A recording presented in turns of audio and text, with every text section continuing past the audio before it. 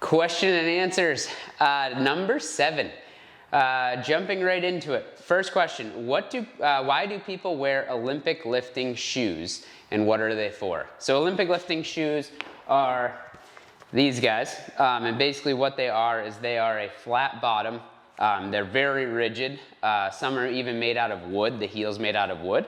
And the whole point of those is because what it does is in the Olympic lifts, which is 2 movements. One is snatch, where you start with a bar on the floor, you come up, snap your hips, and in one motion punch it overhead and you catch in the bottom of an overhead squat.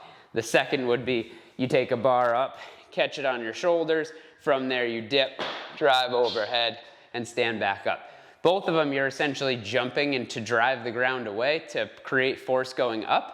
So, and then you're landing into a squat position. So what the shoes do is they provide, first off, a base, like a solid base for you to do that. So they're not, unlike training shoes, running shoes that are soft. You want this to be as stable as possible, so they create that. The second piece, which is probably actually more important than the first, is that they have a heel lift to them. So you can see here, that the heel is much higher than the toes. And with the Olympic lifts, you're catching and you need to have an upright torso. So you can't let your chest come too far forward in the bottom of a squat because you're in an overhead position. And what that does is by having a heel, you're able to sit into the bottom of a squat, let your knees go beyond your toes and keep your heel on the ground. So it's safe for your knees to go over your toes because your heel's down. It would be the equivalent of if somebody doesn't have good ankle mobility and we want them to squat to full range of motion so they can get a full stretch through quads and hips, we'll have them squat with little heels or blocks of wood under their, we'll put a piece of wood under their heel and all of a sudden you'll be able to sit much lower. And it's something that we can do to mitigate, and improve their range of motion. And it's a way to get into the position while we work on improving that range of motion. So good question. So those are to be used on the Olympic lifts, snatching, clean and jerk. People will wear them to squat as well. Anything that you're really looking to have an upright torso in the bottom of a squat position. Life is imploding right now. Work, family, trying to train, trying to eat well. I just want to give up, help. Yeah, this is life. And really the people that have found the greatest success in maintaining these habits and accomplishing their long-term goals of either building better relationships with training and food or, hitting a weight loss number, it's all about focusing on what you can do instead of what you can't do. So there's going to be points in life where things are a little bit easier. You have more time, you have extra money to spend on, the quality foods that you want, or, the conditions kind of align. But more times than not, there's always going to be things that are, that require focus, that pull us away from our perfect conditions. So often with that is like, if you miss a training session, you miss a training session. It doesn't mean that you're screwed for the rest of time. It just means that you didn't get it in that day. That's fine. For most people that are looking to lose body fat, it's the nutrition anyways over the training. The training is going to help you accomplish your physical feats, your goals in that regard. But in terms of your body composition, it's largely going to be due to the nutrition anyways. So if you miss training, that's okay. Just focus on nutrition. If nutrition goes out the window for a day or your emotions take over and you far surpass, that's fine. At the end of the day, it's a total calories for the week that matters, not one day. So you can get right back on it. Also, looking at what you can do in terms of maybe it works where, like for us, there's certain times where childcare falls through. And I was going to train while Willie was at childcare. Fine. I put her in a backpack and I go for a walk. So I'm able to get, or we walk together, and I'm able to get, some movement in while I'm still doing the due diligence that I need to with having a baby. Or if we go to a playground, I can get a couple sets of pull-ups in the 10, 15, 20 minutes that we're at the playground. A little by a little, all of a sudden that adds up to be a lot. So I think most people begin to fail when they create these metrics of this is how it needs to be done. And once life alters that, it gets challenging. So what I would do is just focus on what you can do each day, prioritizing yourself obviously, but understanding that you can have contingencies to fall back on. And it can go all the way down to even getting into some nose breathing practices or box breathing, inhale for a set, hold for a set, exhale for a set, hold, exhale for a set. when life is super stressful. And all of a sudden you're able to manage your stress that much better, and you're able to make a forward progress even on a day where everything imploded on itself. So first off, understand you're not alone. Second, look at what you can do. The first pull on my deadlift always feels sketchy. Any tips? Yeah, a couple tips. The first one is there's a principle basically where you want to pull the slack out of the system. So with a deadlift, the bar, and this could be bar or kettlebell, but the bar is going to start on the floor. Now, with this, the first pull off this is critical. So what the arm trained person is going to do is they're going to come down and they're just going to grab and go.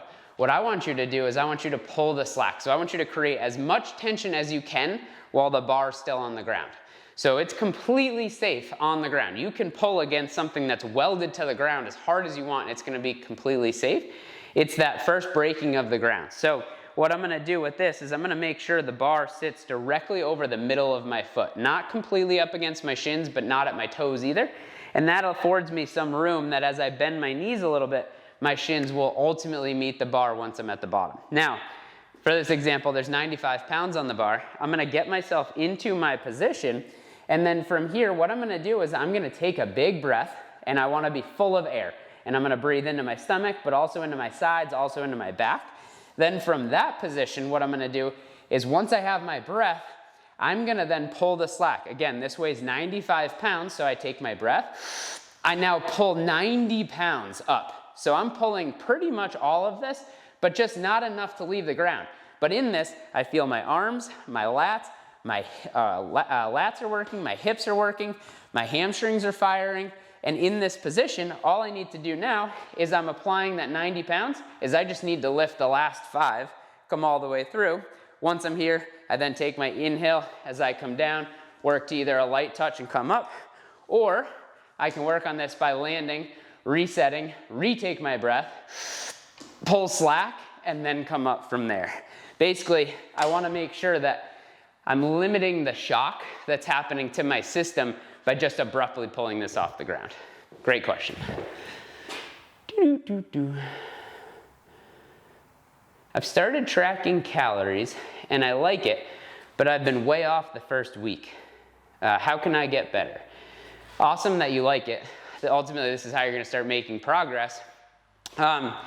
Understand that right now you're collecting data.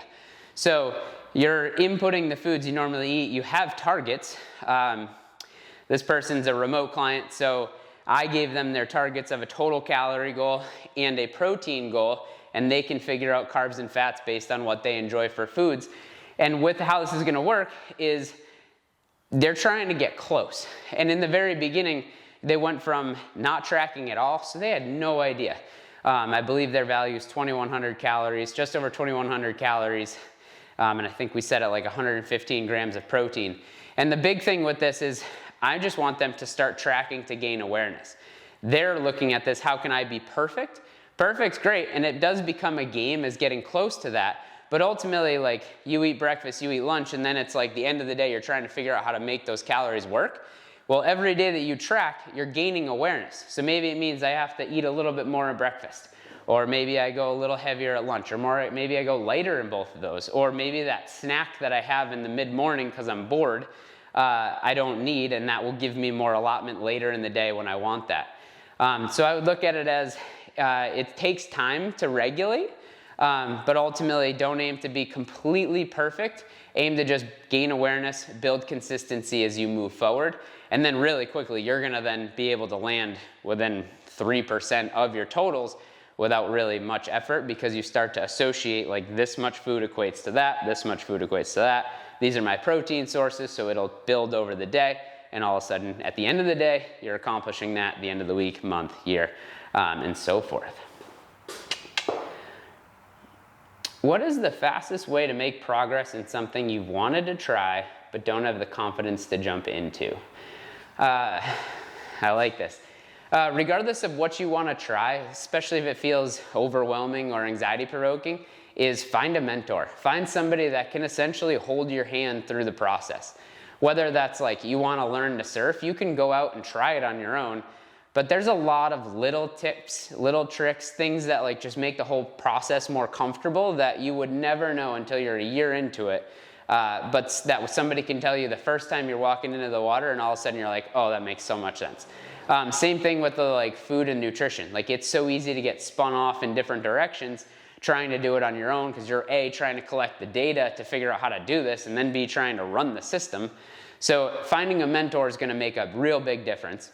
And then second is put it out to people. Create accountability. Tell people. Find somebody to do it with. If you don't have somebody to do it with, tell people what you're doing. And all of a sudden that extra level of accountability, because people are inevitably going to ask like, hey, how's it going? I heard you said you're going to learn how to play guitar. How's that going? And all of a sudden, whether you feel like practicing or not, now you know that somebody's aware of the fact that you said you're going to be learning guitar. So I would do that. Find a mentor, because that's going to be the fastest way to accomplish any goal. And then find an accountability friend, or put it out to people so they can therefore hold you accountable. Also, you never know who you're going to inspire doing these things as well. I'm traveling for my honeymoon, and I'm trying to keep up with my fitness and nutrition on vacation. I don't know if there's a gym. What should I do? You should enjoy fucking vacation. It's your honeymoon.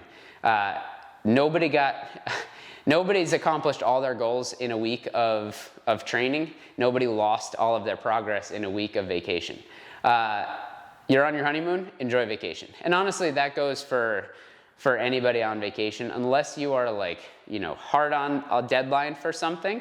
I have a client who's on a weight cut for, they need to be a certain weight class in order to perform in something.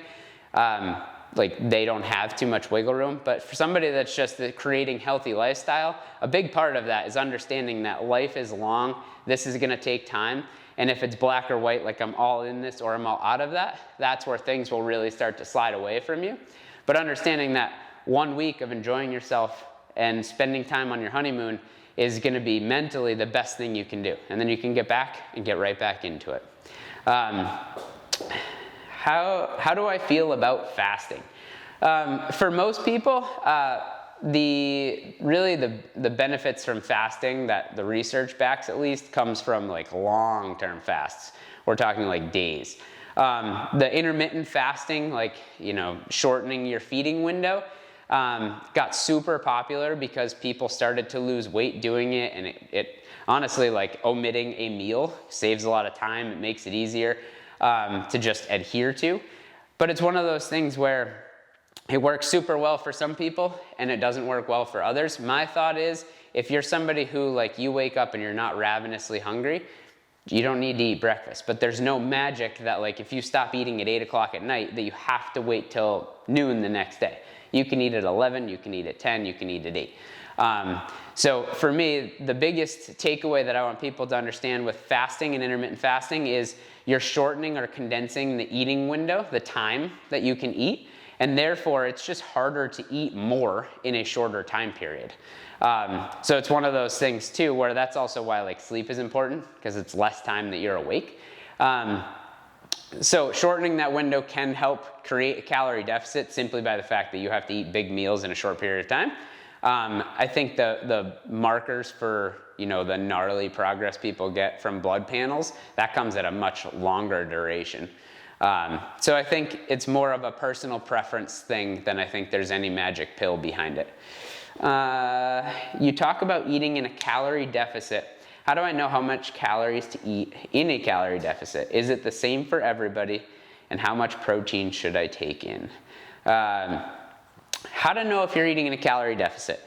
So that takes a little bit of math. I can do this for you, or you can figure it out. But basically what you need is your age, height, weight, and gender.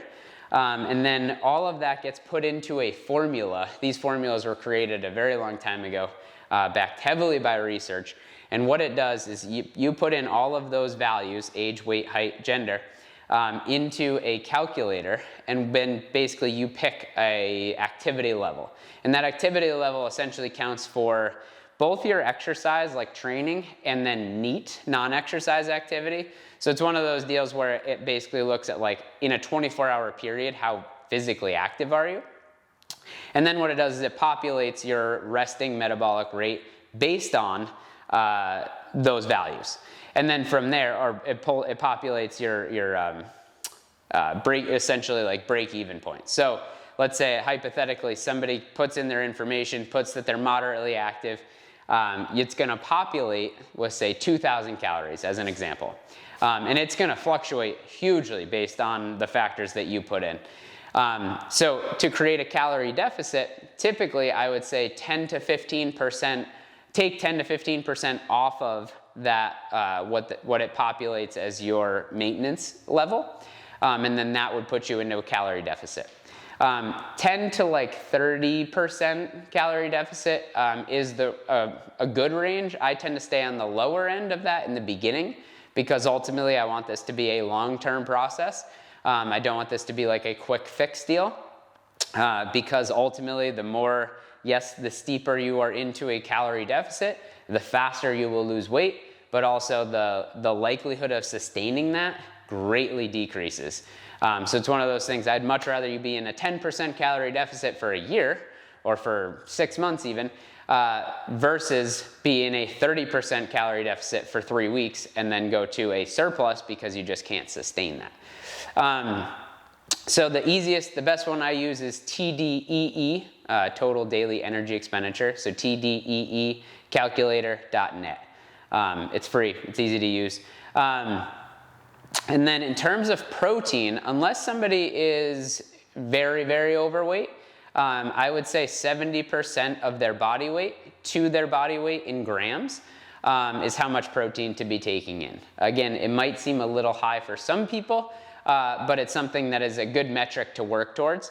And then ultimately, if people are finding getting to 70% is easy, then I would definitely go towards 1 gram per pound of body weight. So I weigh 165 pounds.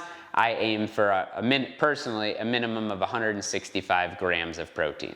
And like I said earlier, a lot of it comes down to tracking and then just being simply aware. And I know in order for me to get that amount of protein, I have to work in the morning to make sure I set myself up to have opportunity to get good amount of protein throughout the day. I want to keep it there time-wise. I have a couple more. We'll roll into the next one. Please keep submitting your questions. I love doing this. And if you have any follow-up questions on anything that we went over, let me know. I'm happy to discuss. Thanks, guys.